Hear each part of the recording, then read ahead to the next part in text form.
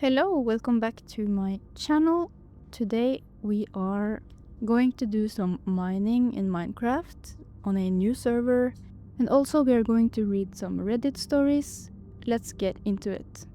First story is from equivalent tip 6777. Omegle traumatized me for life. One of the worst things that's ever happened to me involved a website called Omegle. I was really shy back when I was a junior in high school. I had lots of anxiety and not so many friends. Not through any fault of my own though. My parents used to move around a lot for work, so every so often we just pick up sticks and move someplace new. This plays absolutely havoc on my social development for a while, and by the time I joined this new school during my junior year, I not only couldn't find the confidence to speak to people, I just didn't want to either. Like, what was the point when I was probably just gonna move somewhere else within 12 months? But saying that, I also craved social interaction. I wanted it so bad, I just had no idea how to get it in any way that didn't turn me into a nervous wreck. That's when I found Omegle. At first, I only ever used the text option. There was no way I was going to put myself on webcam for some total stranger to see. I talked to random internet people about politics, video games, pretty much anything, and after a while I really started to feel myself kind of coming out of my shell. And it wasn't just text chatting with people online. The thing that did it was being able to learn to take rejection. Every so often on Omegle, someone would get bored and just ghost me. Maybe they didn't like the conversation, maybe they didn't like me. Whatever it was, they just up and disappeared. The first few times it happened after a decent amount of conversation, that really got to me. Total anonymity brought out some really cruel sides to people, but it somehow also brought out the best in them too. I'd have some real heart-to-hearts with complete and utter strangers, work out complex issues I had with myself. Together we'd set the world to rights, and when it was over, poof, gone. I'd never talk to them again. I ended up talking to a handful of girls on Omegle too. At least they told me they were girls. Either way, I got a flutter of excitement the first few times. A couple of them asked if I wanted to talk dirty, but I ended up leaving those chats on account of just not being proficient in it. Like, I wanted to, but I just couldn't. Anyway, I kind of got over the novelty of it after a while. Hearing that someone was female became kind of a non-issue for me. It was pointless trying to practice talking to them online anyway. I knew I'd freeze up if we ever met in person. But it did happen once more for me. That kind of butterflies in your stomach feeling.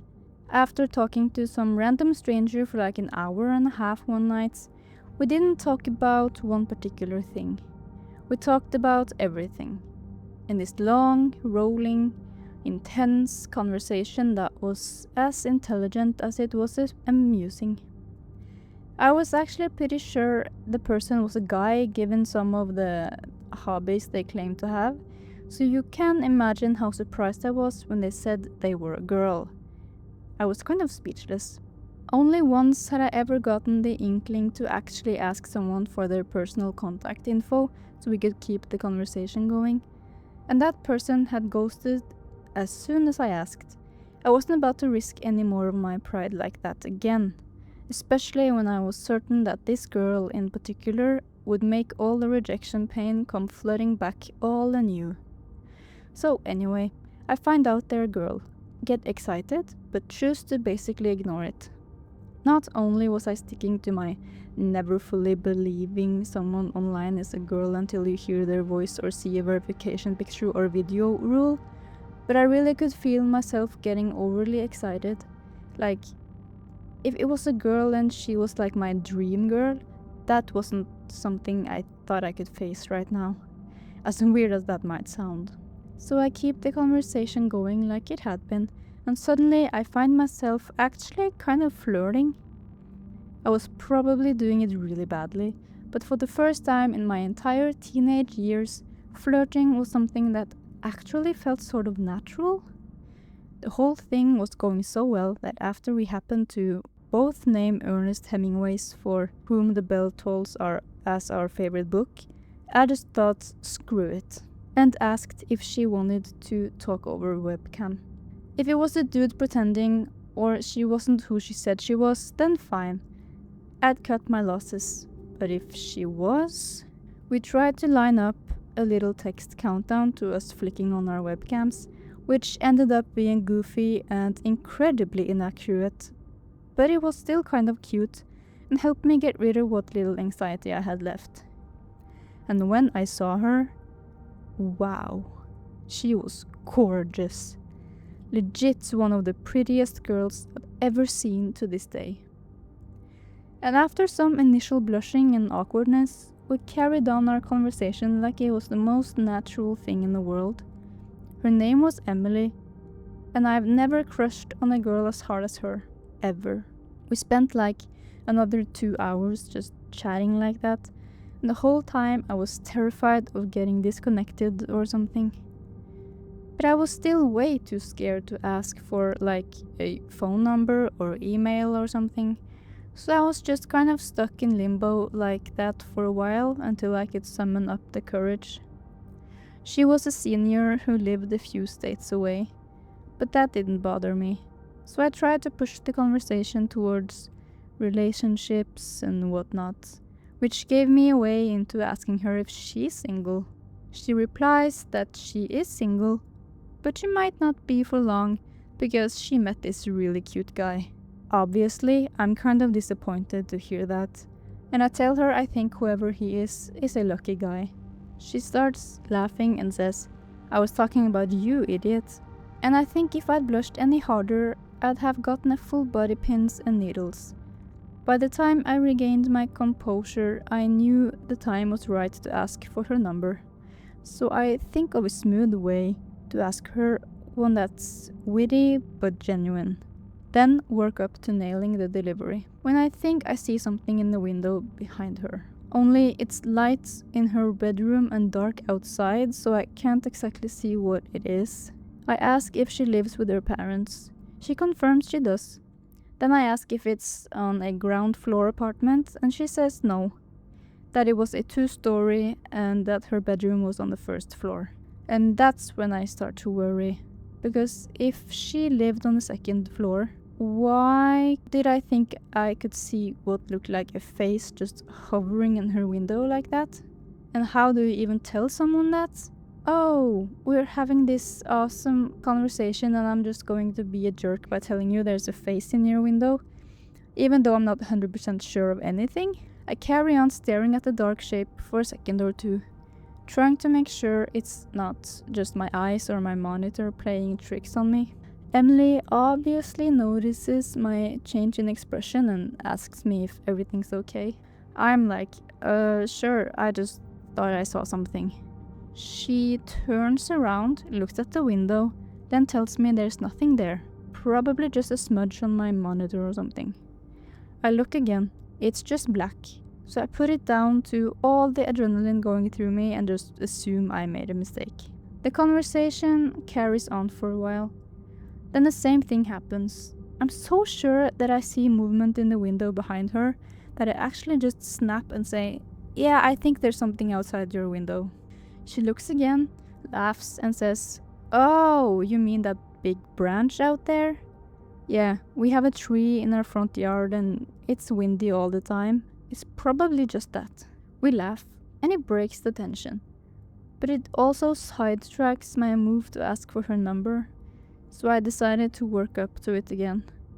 But right when I get there, right when I'm about to be like, "So, what's your number?"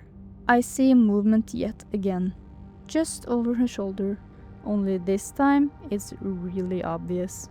The window behind her is opening. You could see the white bars shifting really slowly behind her, and I knew well that it was no tree branch and that my eyes were definitely not playing tricks on me that time. I wasn't chill or suggestive about it. I just straight up shouted, "Emily, the window!"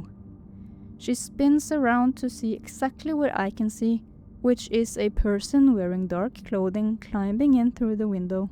The webcam on her laptop was super low resolution, so I couldn't see much apart from Emily just disappearing from the camera as she screamed and ran out of the room, only to be followed by this dark figure chasing her speed. I just had to sit there and listen to the most horrific screaming and shouting sounds I've ever heard. She was home alone at the time, so there was just one set of female screams, and occasionally this rough bark of the guy who was chasing her.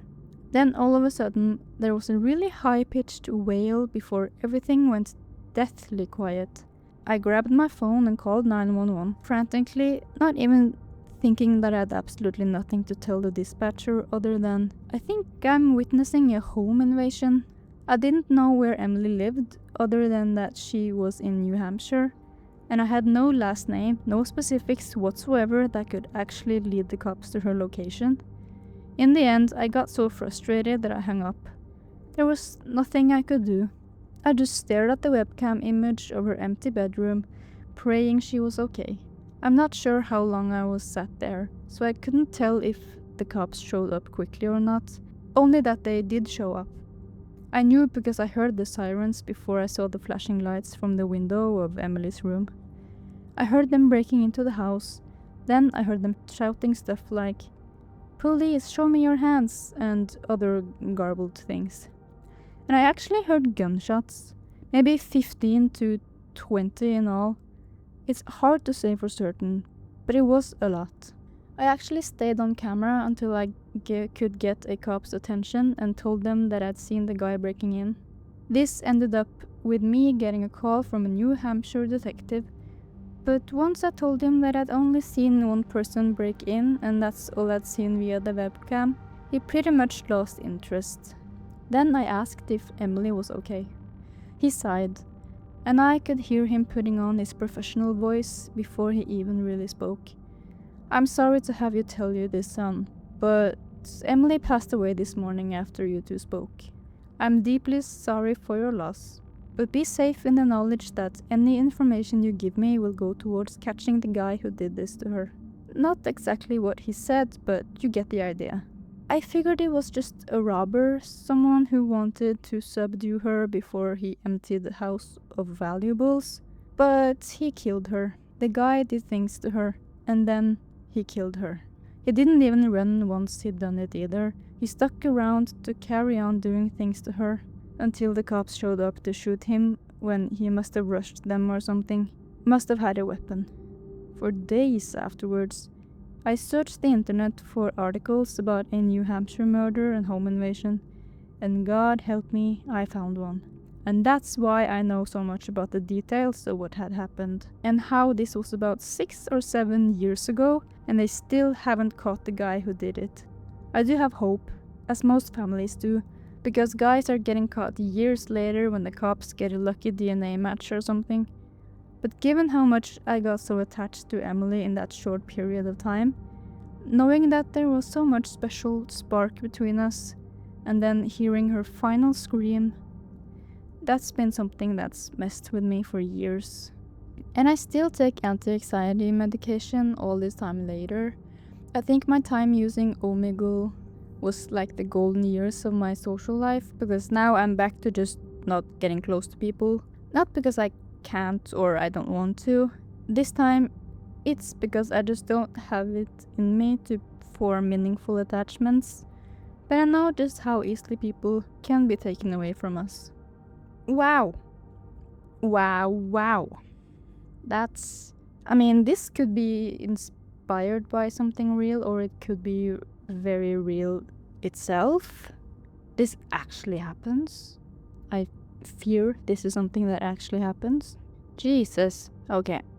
Thank you so much for watching this video or listening to this video, and I'll see you next time.